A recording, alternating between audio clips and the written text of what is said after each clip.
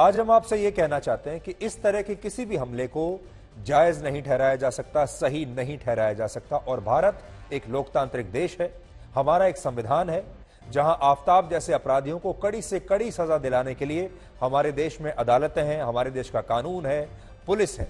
और यह कहना कि श्रद्धा को न्याय तभी मिलेगा जब आफताब के भी टुकड़े होंगे, ये सोच पूरी तरह से गलत है।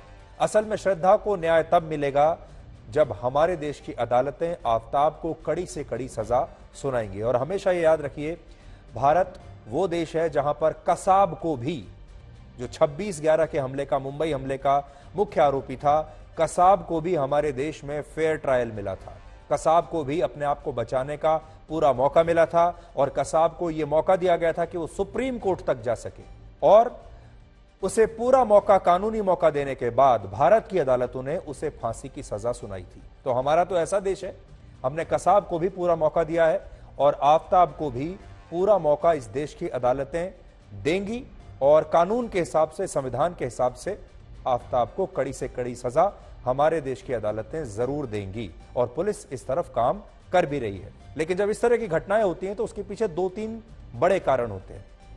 पहला कारण तो यह होता है कि जो धार्मिक कट्टरपंथी संस्थाएं हैं वो इस पूरे मामले को एक धार्मिक मामला बनाने की कोशिश करती हैं। तो अभी बहुत सारे लोग होंगे जो इसे हिंदू मुसलमान का मामला बनाने की कोशिश करेंगे, जो इसे लव जिहाद का मामला बनाने की कोशिश करेंगे। इसके पीछे कई बार राजनीति भी होती है।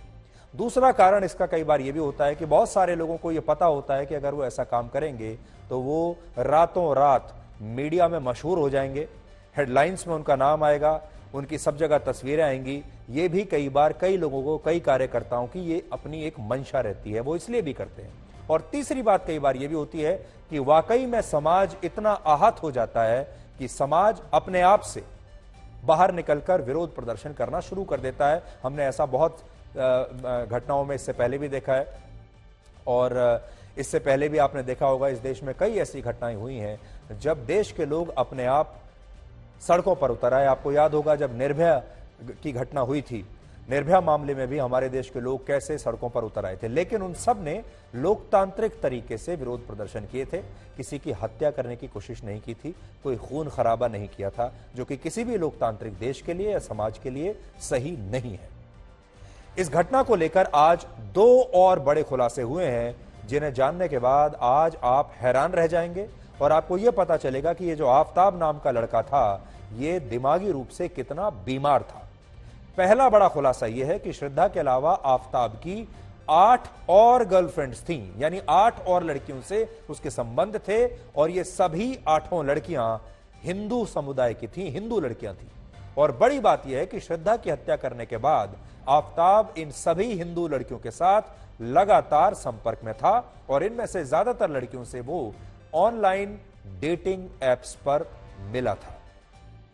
दूसरा बड़ा खुलासा आज यह हुआ है कि श्रद्धा की हत्या करने के बाद आफताब जिस हिंदू लड़की को अपने उसी फ्लैट पर लेकर आया था, उस लड़की को उसने एक अंगूठी, एक रिंग गिफ्ट की थी और यह अंगूठी आज पुलिस को मिल गई है। और पुलिस ने यह बताया है कि आफताब ने श्रद्धा की हत्या करने के बाद उसकी उंगली से इस अंगूठी को निकाल लिया था, यानी श्रद्धा की लाश से इस अंगूठी को उसने निकाला और बाद में अपनी एक दूसरी दोस्त को उसी अंगूठी को गिफ्ट कर दिया।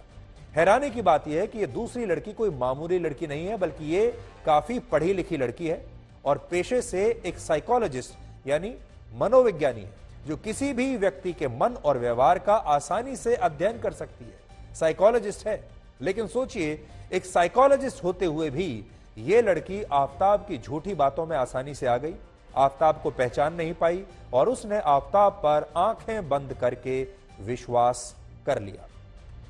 सूत्रों से हमें यह भी पता चला है कि पुलिस को इस हत्याकांड में इस्तेमाल होने वाला हथियार अब मिल गया है, जिसकी अब फोरेंसिक जांच कराई जाएगी। यानी वो हथियार जिससे आफताब ने श्रद्धा के टुकड़े टुकड़े किए थे, वो हथियार अब पुलिस को मिल गया है। तो ये हथियार जो है, ये एक बहुत ही बड़ा सबूत माना जाएगा इस पूरे मामले में, इस पूरे केस को सुलझाने में। तो एक बड़ी बात है।